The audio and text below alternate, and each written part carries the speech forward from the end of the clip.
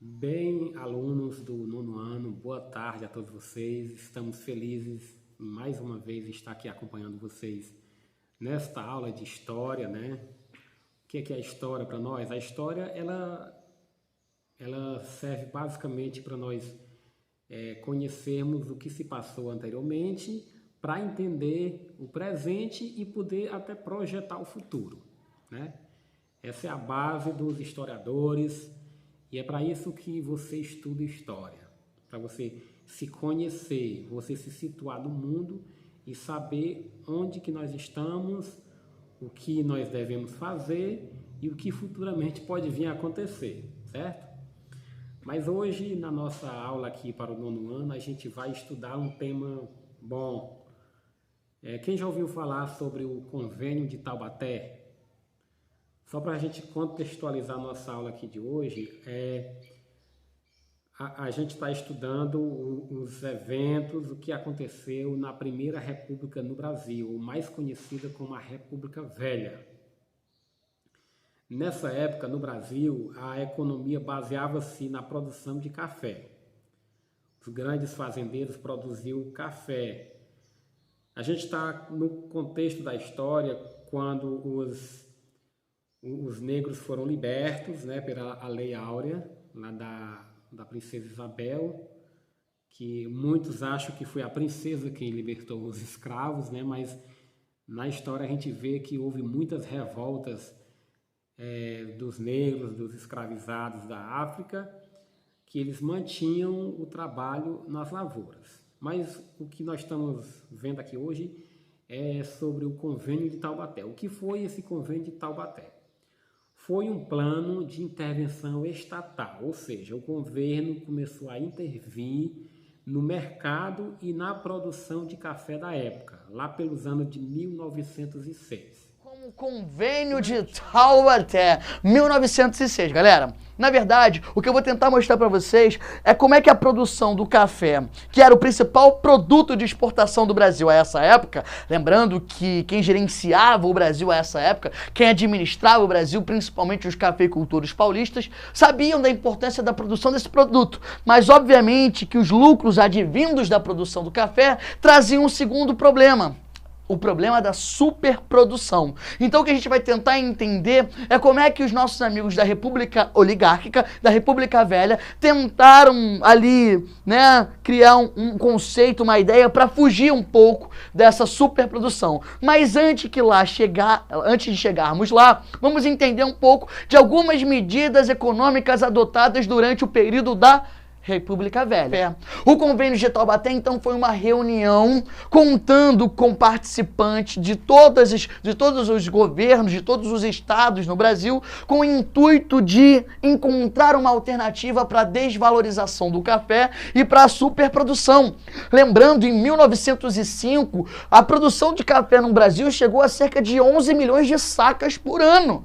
Meu amigo, eu sei que tu gosta de café desse lado, tá? Inclusive acordar dessa hora da manhã ou da noite porque bebeu café. Se pudesse, tu injetava cafeína diretamente na veia. Mas 11 milhões de saca é coisa pra caramba. Resultado, a gente vai perceber que o Convênio de Taubaté, obviamente, vai ter a liderança daqueles estados que tinham maior interesse em manter elevado o preço do café. E aí eu coloquei aqui, ó, e você já sabe como é que é, ó.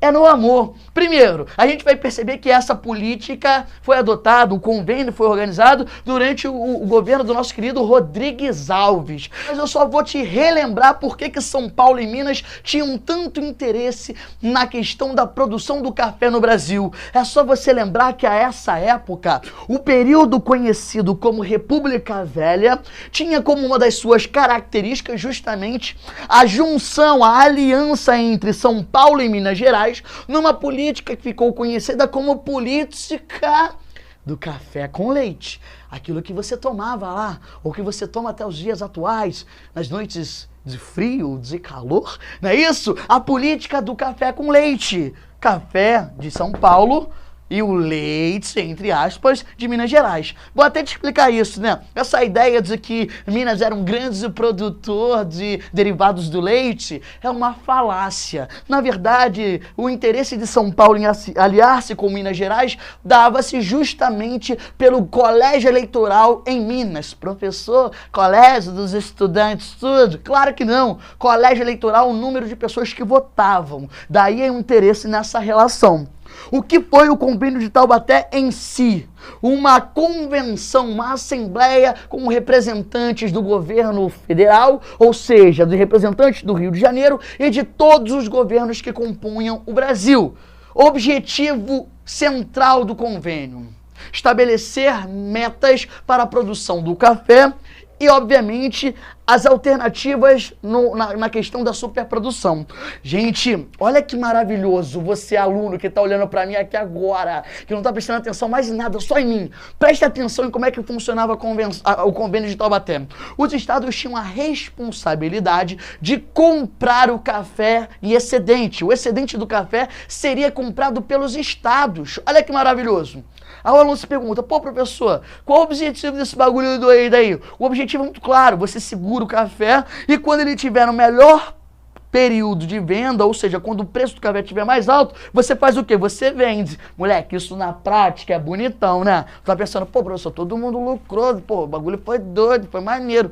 Só que não, meus amigos. E por que não? Porque temos dois problemas. Primeiro, café é um produto perecível. Sabe o que significa isso? É um produto que apodrece. Ou seja, se ele fica muito tempo estocado, o que vai acontecer com ele? Vai apodrecer. Se apodrece, não tem valor nenhum, né, meu amigo? E o outro problema: os estados que comprariam esse café excedente, comprariam esse café de qualquer jeito. Ah, mas o estado ali não tem dinheiro, pede emprestado. Era isso que o convênio estabeleceu. Ué, empréstimos? Isso, empréstimos ao próprio governo federal ou empréstimos, inclusive, internacionais. Aí você imagina aqueles estados que eram mais pobres e que, ao participar do convênio de Taubaté, adquiriram empréstimos. Deve ter ficado maneira a situação deles depois, não deve? Com certeza não. Na verdade, o objetivo do convênio de Taubaté foi diminuir o prejuízo dessa rapaziada aqui. São Paulo, Minas Gerais e o Rio de Janeiro, representando a capital do país, ao dividir essa responsabilidade da compra da saca, estava dizendo nas entrelinhas que não queria tomar o prejuízo sozinho. Ou seja, todo mundo partilharia desse prejuízo. No discurso, no convênio, nas portas abertas, a ideia era da socialização dos lucros. Até porque, do jeito que eu falei, era bonito, né? Estoca, quando o café estiver mais caro, você revende. Olha que bonito. Vai ser lucro até não se aguentar mais. Só que tinha esses outros problemas que eu acabei de mencionar. Resultado: o preço do café, por conta da superprodução, alcançou ali uma certa desvalorização e, resultado, o apodrecimento, os grandes empréstimos e o endividamento levou não a uma socialização dos lucros, mas sim a uma socialização dos prejuízos. Espero que tenha ficado muito claro para vocês, porque vocês sabem que isso tudo aqui é feito no amor para vocês. Como que ficou acordado esse acordo do convênio de Taubaté? Os produtores de café continuariam produzindo, fazendo suas produções como era de costume, mas, por outro lado, se o mercado não comprasse toda a sua mercadoria, o governo federal teria que comprar aquela parte do café que sobrasse, para assim garantir que os lucros dos fazendeiros produtores de café não diminuíssem. Veja só como é que foi esse grande acordo. Sendo assim, os governadores de estados poderiam fazer empréstimos no exterior para financiarem a produção de café. Muito bem, turma do 9º ano, foi um prazer estar com vocês aqui esta aula de história. Nela a gente conheceu sobre a produção do café no Brasil nos anos de 1906 e como que se deu a esse convênio de Taubaté, né? Na época do governo Rodrigues Alves e finalzinho do governo de Rodrigues Alves e o governo de Afonso Pena, né, no Brasil. São nomes de presidentes do país que a gente às vezes não conhece, mas não precisa gravar nome. É importante você compreender o contexto da história que aconteceu naquela época. Na época em que o café era a produção econômica aqui no país e que sempre os grandes produtores, os que tinham o poder econômico na mão, sempre queriam ganhar mais e mais, e o povo trabalhador, o povo que realmente trabalhava, unicamente serviço e trabalho, né? Quem sustentava a sociedade. Será que nós temos alguma semelhança com a sociedade atual? É um tema a se pensar, é um questionamento que você pode fazer para si, como cidadão, como estudante. Será que a sociedade do Brasil ainda hoje permanece da mesma forma ou se houve algumas mudanças? Certo? Isso é para se pensar. História é para pensar.